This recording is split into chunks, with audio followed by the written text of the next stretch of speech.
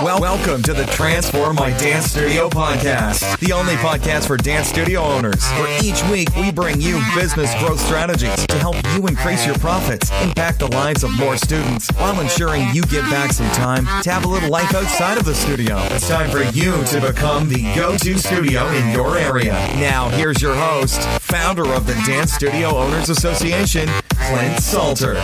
Hey there, dance studio owners. Welcome to the Transform My Dance Studio podcast. It's Clint here, and I'm so thrilled that you're joining us for today's episode. Now, today's guest is a creator of professional persuasion and author of the self-help classic, How to Get a Grip. Our guest is one of my friends, actually, Matthew Kimberley, and he is a leader in training sales team and helps very small businesses get more customers. Matthew, hello. Thanks for joining us. Thank you for having me, Clint. You said that much better than I could have said it myself. I'm going to steal that and use it in the future.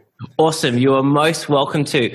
So tell us a little bit, what is it that you actually do in your business today to help small businesses grow their business and get more customers? Right. So I help technically skilled people with the skill that most people haven't been trained in. It doesn't come naturally to the vast majority of people, which is selling. And by technically skilled, I mean, it could be a photographer or a dance studio owner or a web designer. It could be a business consultant, management consultant, an accountant, a hairdresser, anyone who's got a specific skill, who has set up shop, and it's either themselves or a team of, up to 20 or 30 people in many cases. And what I help them do is put sales processes in place. I help them take the pain out of selling. I help them put some of the bigger company procedures into their smaller companies, whether that's just a one-person company or a 20-person company. A lot of the larger corporates can teach us a heck of a lot about managing sales process and indeed making selling less painful. So I help people make selling normal. It's abnormal, uncomfortable, difficult, awkward for the vast majority of people. With more sales, we can do much more with our business. We enjoy a greater amount of freedom to focus on the important stuff when we've got an easy way of getting new customers on board. So I help people make customer acquisition less painful. That's what I do. I love it. I love it. Because for many of our studio owners that I speak with, they've got resistance because they're like, I feel like I'm being too salesy. So they really shy away from putting a process in that means they're not reaching their full potential when it comes to the sales, the new students coming into the business. How do you initially get them over that bump and that fear of actually selling and how they frame selling in their business? Sure. Well, the process actually helps. Implementing processes, which are just steps, they're like a checklist, right? Mm-hmm. Implementing these processes actually helps you never have to sell or never be salesy. I believe that the job of the business development person, whether that's the owner or the salesman or the marketing team, is really to create opportunity and follow up diligently on that opportunity. So you don't have to be closing all the time. I don't believe in always be closing. I have great resistance to the idea that you have to be shutting doors and taking cash from people all the time. I think if you can allow processes to do a lot of that stuff for you, then you can relax and do the creative work that you're meant to be doing, or the administrative or the organizational work, whatever your skill is. So by putting processes in place, for example, do we encourage people to fill in the refer a friend form? Is everybody invited on a systematic basis to complete an application form? Do we have a 2-day, 3-day, 1 week and 4-week follow-up procedure? Do we have an onboarding process which encourages people to leave us reviews to garner SEO and social media attention? Things like this, putting checklists and processes in place can help us a great deal. Also, I think a lot of the resistance and discomfort around selling comes from trying to be able to find a happy middle ground between what you believe your prospect will bear and what you want them to do. So ultimately, Clint, I want you to give me $10,000. right? Ultimately, I want you to give me $10,000. So I'm going to approach that conversation gently. I'm going to try and sound you out a little bit, see how quickly I can ask you, see whether I need to take you for lunch in order to make that happen, or whether I need to give you some free sessions, or whether I need you to come and do a guest class with a guest pass. And because I'm making it up every time for every new customer, it actually makes the entire thing a lot more stressful, because I'm tackling a new mountain. I'm trying to find a new route up the mountain every time I'm faced with a prospect. So by making a lot of the processes and a lot of the steps that your clients have to do in order to come on board non-negotiable, you're doing them a favor and you're doing you a favor. For example, if you would like to attend a dance class, it's mandatory first that you give us $10. Whether that works or not, I don't know. But we test it. We test it maybe 100 times or 200 times. Yeah. And we see, well, on the basis of getting, we asked 100 people to pay $10 to come to an introductory class, and we saw that we got a 20% take-up rate. We're happy with that. We're going to run with it. Or we saw that we got a 2% take-up rate. We're going to drop that. And for the next 200 people that we invite in, we're going to tell them you can do a class for free. So you start to build up these, and you find what works for you doesn't work for everybody, which is why you've got to be adaptable. But you don't give up as soon as you've started. I've had many prospects come to me and say, well, I've tried this approach and it doesn't work. I say, well, tell me about the times that you've tried. Well, I spoke to this girl the other day. I say, okay, but is that the sum of your experience? Yeah, and it just didn't work. Okay, so just go and do it another 100 times. And when you've done it another 100 times, come back to me and let me know whether it worked or not. I think many of us are keen to inject our emotional objections into implementing new sales processes when we really need to rely on data. Yeah, 100%. I love so much of what you're saying here. The first thing for everyone that's listening, a process is a lot of you from the association have put in place our 11-step enrollment process. So that's a great example of what Matt's talking about right now. Also the 6-week onboarding process, another process that Matt's talking about, because the consistency is important. And Matt, I think a lot of our studio owners are laughing when you said, you do it this way one time, then you do it this way another time, because that is a lot of our studio owners, and a lot of it lives in their head. So for those that maybe want to create a process, a sales process, and go, okay, we kind of do have a process, but it's like all in my head at the moment. How do they go about getting that from their head to a Google Doc or a piece of paper? Like what's the best process there?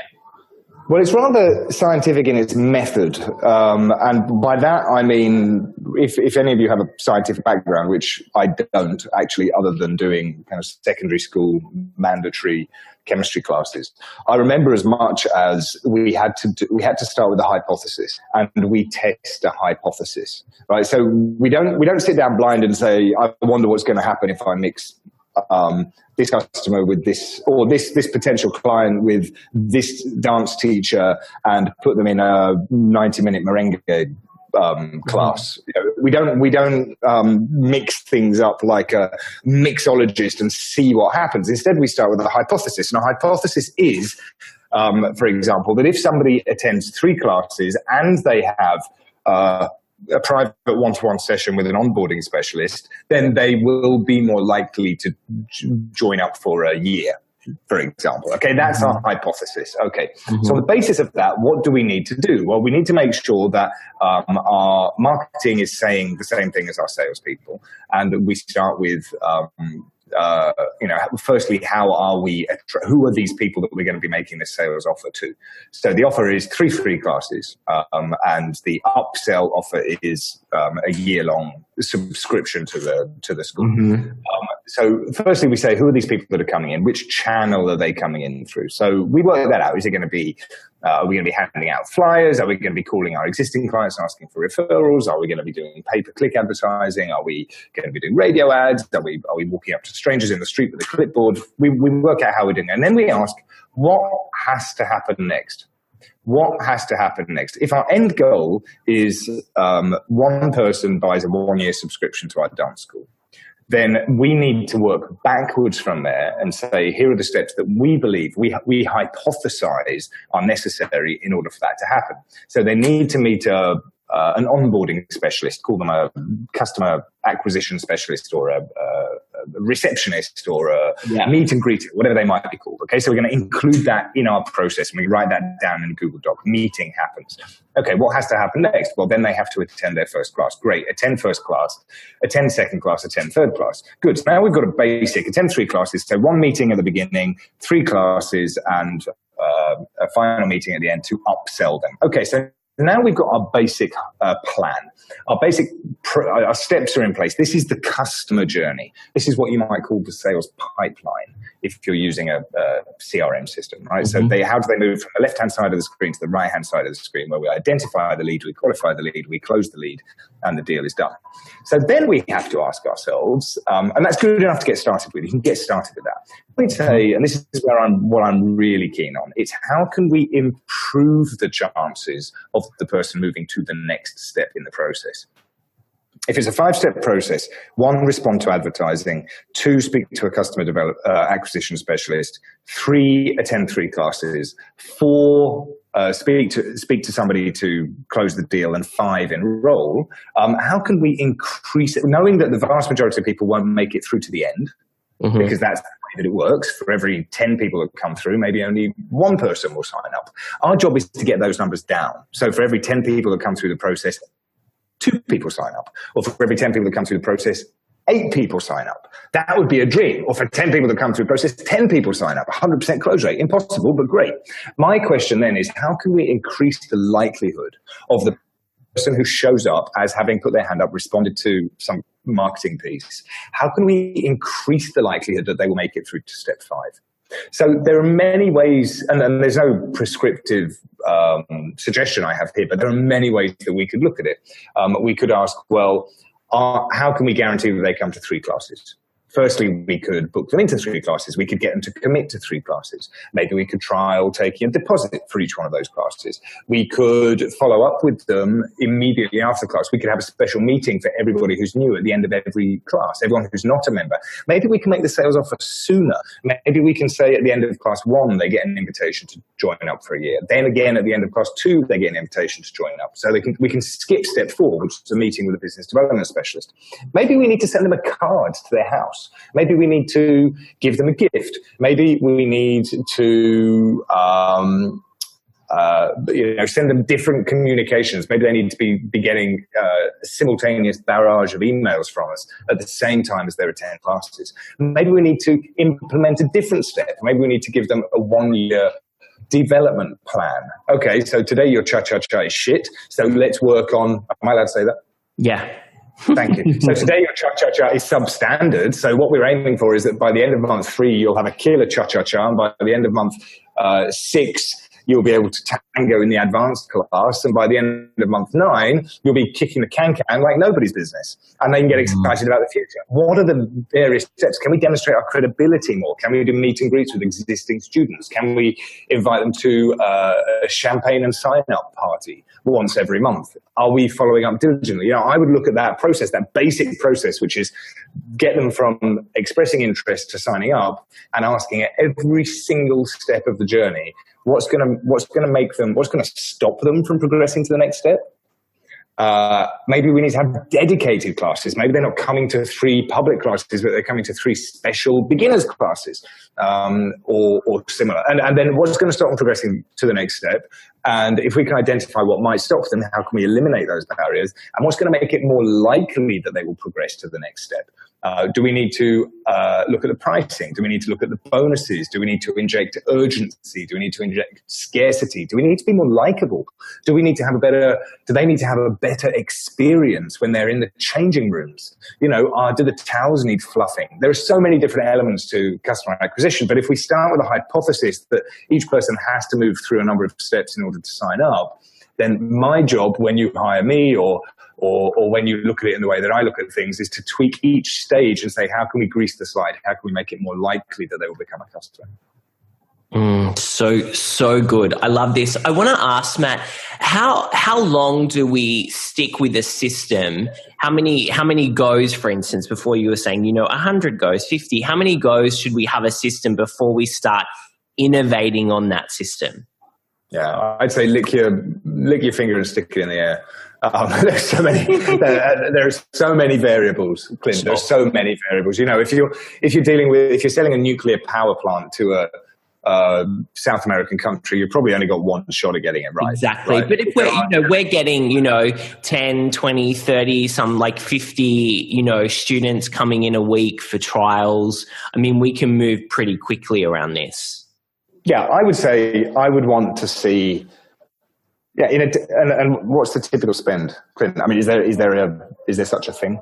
Unfortunately, I mean, one class could be worth, $7 up to $20, for a 45-minute class, for instance.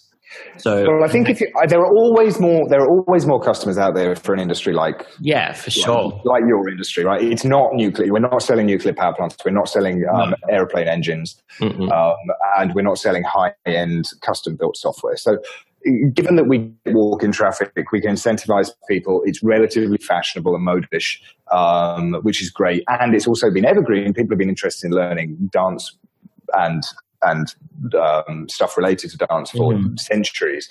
I would, if you had a customer came to me and they were getting 10 to 20 new inquiries a week, I would say do this for a month.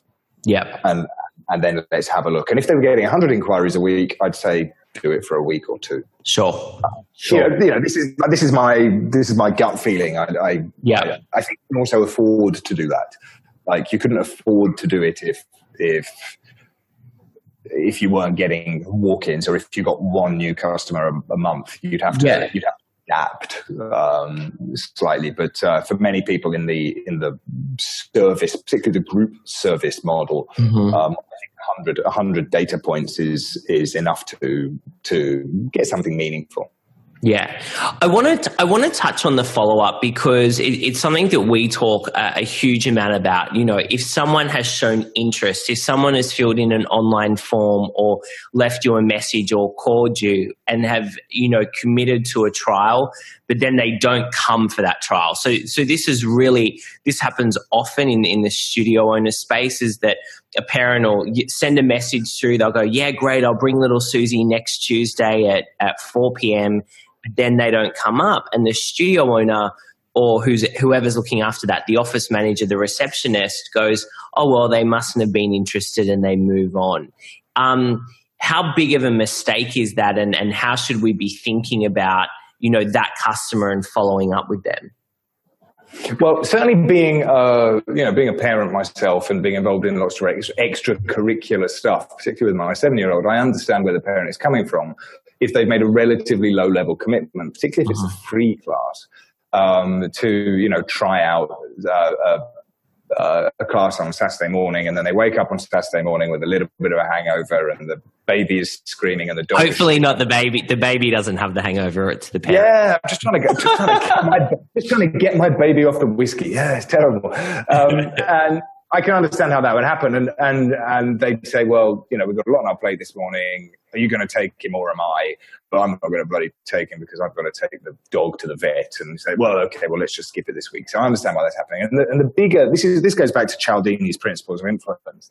The more commitment that they have made to you, the studio owner, the more likely they are to show up. So the first question I would ask is, how can we decrease the number of no-shows? How can we decrease the number of no-shows? And a couple of things spring immediately to mind, like we could trial taking a credit card deposit for a no-show. Like, we're not going to charge a card, but if you don't show up, we're going to charge you $25, right? For example, which may decrease the number of people who are willing to commit. But that's not necessarily a bad thing, because if you've got to get up in the morning just to see this brat who doesn't show up, then then the parents should commit as well. That's one option. Another option is to getting them, if they're in the studio with you, you get them to fill out. This is something that Cialdini did actually in one of his studies.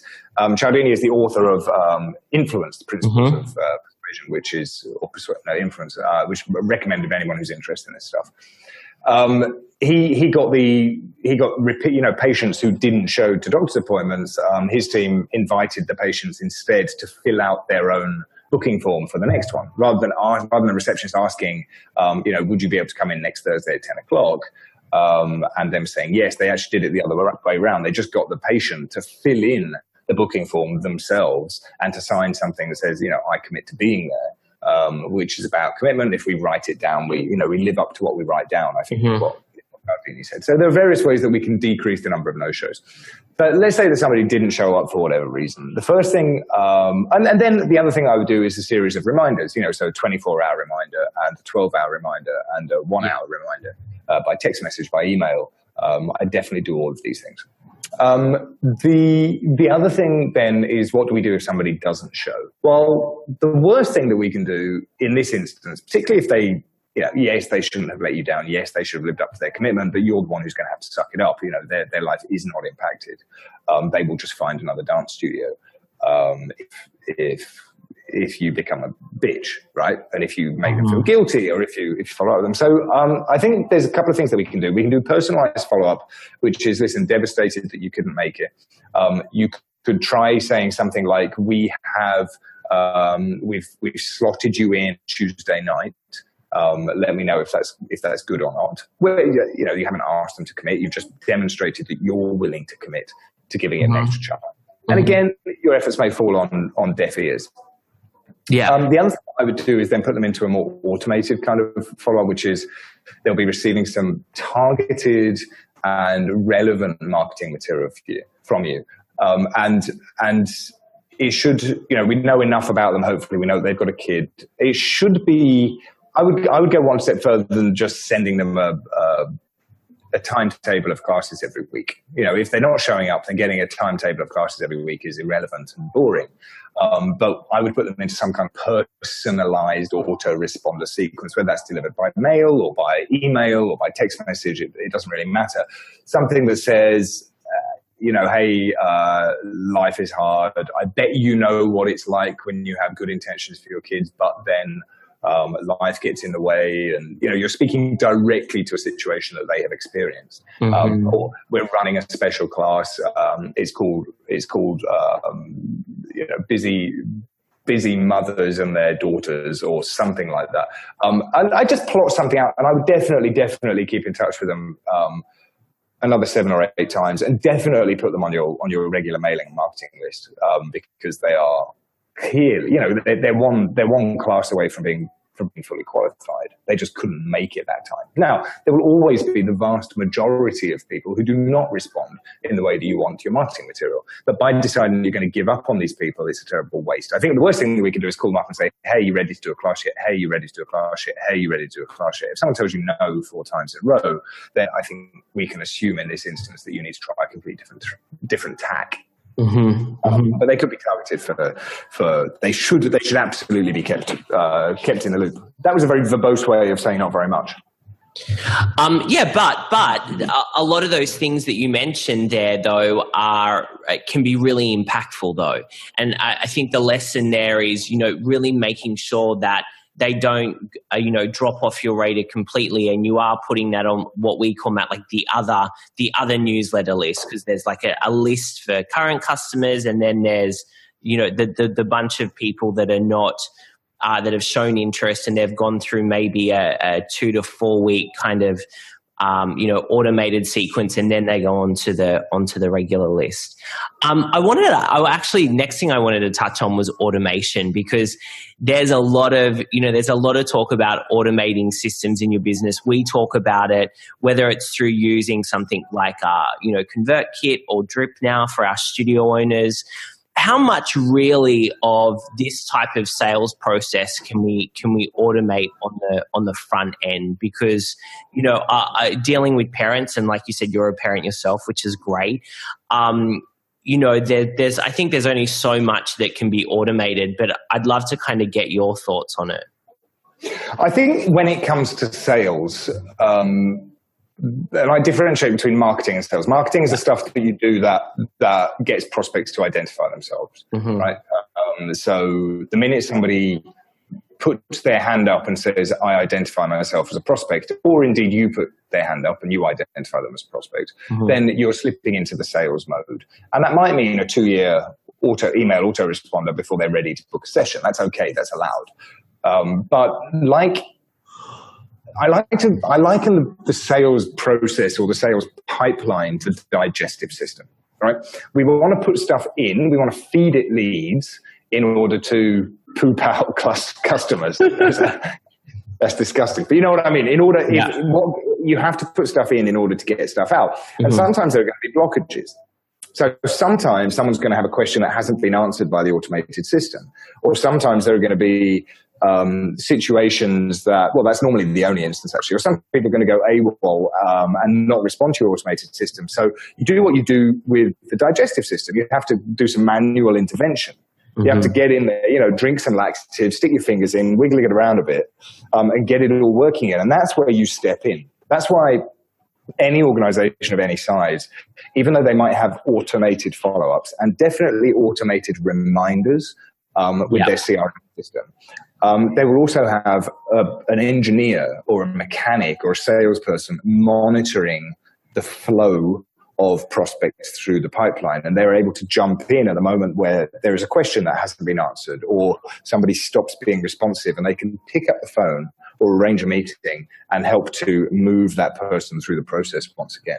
So automation can absolutely help, especially with regards to processes. Like, I don't want to have to remind myself manually every time that after I have a meeting with someone, I need to send them send them a contract to sign, right? I just want to tick the box that says meeting confirmed, proposal made, and then I get a reminder that says send this contract. Or maybe that contract can be sent out automatically or something like that. Or the onboarding process, let's use the great technology that we have at our disposal to automatically generate that checklist, automatically send the welcome kit by mail so we don't have to remember to go to the post office on our own, automatically send them a happy birthday card so that we don't have to remember to send them birthday cards, remember to get them to fill in the referral pack so they can tell five of their friends about us without us having to manually remember that. This is all critical and all part of the sales process. Onboarding and sales are very, very closely related. Yeah. But you should be prepared to look at your CRM system, whatever you're using, and jump in and manually help smooth the passage for people. So yeah, I love it. So good. I know that we're running out of time. I'd love to talk to you for like another hour because there's so much gold here that I want to get through. But maybe we'll have you back if you agree. I would love to come back. Can I come to one of your events? Yeah, I would love to get you over for one of our Inner Circle events as well. You bet. I'd love to do that. I think they would. I know that they would love hearing from you. I want to just kind of wrap up. You've worked with many successful businesses, successful business owners, CEOs of companies. For us, keeping our studio owners in mind, what would you say are three things that you think they should be focusing on when it comes to their sales processes inside of their studio? Yeah. So I think measuring activity instead of or at the same time as measuring results is super important. I've referred a couple of times now to the pipeline. Any pipeline has a number of stages: lead identified, initial contact made, meeting, proposal, close, for example. I think what many people do when they wake up is they say, every morning they say, I've got to get some customers from somewhere. I don't know where to get them from. When you implement a proper pipeline, whether that's an Excel spreadsheet or dedicated software like Pipedrive or Salesforce or whatever the dance industry uses, you know what to do all the time. Like, I need to contact these 10 people who've responded to my marketing material. Or I need to follow up with these 10 people who I've had a meeting with. Or I need to send proposals to these 15 people I've met with. Or, holy crap, there's nobody in my pipeline today. I need to get marketing immediately. And you should reward yourself for the activity. So rather than saying, I want to make 10 sales this week, we can't control the output, we can only control the input. Instead, we say, I need to have 5 meetings this week. I need to make contact with 10 strangers this week. I need to follow up with 5 referrals this week. All of these things that I need to send 6 proposals this week. All of the things that lead to the last point are the things that we can control. So we've got to reward ourselves. We've got to set activity targets rather than output targets, because after a while we'll start to know exactly how many meetings we need to get in order to make a sale. We'll need to know exactly how many dollars we need to spend in order to get a lead. We'll need to know exactly how many proposals we need to make in order to make a sale. And then we've got those numbers, we can start to improve them. Right? So we've got a ratio of 10 leads to 1 sale. Then after we've got those numbers in place, we can start to improve them. So reward yourself for activity and monitor activity rather than output. Because if you ask enough people to become a customer, some people will, and then we can improve those numbers. The second thing I would say is that you've got to make time every single day for marketing and selling activity. Whether you're running a 1-person studio or a 10-person studio, this is the kind of non-negotiable stuff that any serious, you're right, I've acted as an advisor and a consultant to many large service businesses. And without exception, even if you're in the midst of planning a new project or choreographing a new show or onboarding a new student, you must absolutely make time on a daily basis, even if it's only half an hour to an hour, for doing some of that aforementioned activity. So not only are you measuring your activity and rewarding yourself for activity, but you're making it a daily basis. Now, that means being proactive rather than reactive. Yes, it means responding to emails, staying on top of inquiries that come in. But also you have to ask yourself, if you are one of the people who's wearing a marketing and a sales hat, could you be doing an Instagram live in the next 20 minutes? Could you share something on Facebook in the next 10 minutes, which would grow your custom audience of people who see your posts or interact with your page? Could you write an email to your mailing list in the next 10 minutes? Could you reach out to your prospects is the question on a daily basis. It doesn't have to be the same prospects, just has to be a concerted effort. And I guess the third part is that people who, all of us suffer, right? This is something I've been thinking about recently because a lot of my friends are in this boat now. A lot of us suffer. A lot of us business owners who work on our own, particularly outside of, everybody suffers, but particularly when you decide to whip your back with the entrepreneurial stick on a daily basis, which is a fantastic, rewarding task, and also often very thankless, lonely, and isolating. Is that if you are going through a lull, and if you are feeling like beating yourself up, and if you haven't had a customer for the last 2 weeks, and if you're regretting ever going to dance school and wishing you'd followed your mother's advice and become a nurse instead, then I would suggest that you remember that this is absolutely par for the course. And the way that you can combat the entrepreneurial manic depression that comes with being a business owner is by, one, surrounding yourself with the right kind of people. So if you're not a member of the Dance Studio Owners Association, become a member today. And the other thing is work on something for some time. Because inaction breeds more inaction. If you don't use your leg muscles, they start to atrophy. And if you don't use I guess it's get out of bed, suck it up, do it anyway, even if it's only for half an hour, because this too shall pass. So good. So good. Matthew Kimberley, you're amazing. Thank you for sharing so much wisdom with our studio owners today. Where can they go to get more information about you?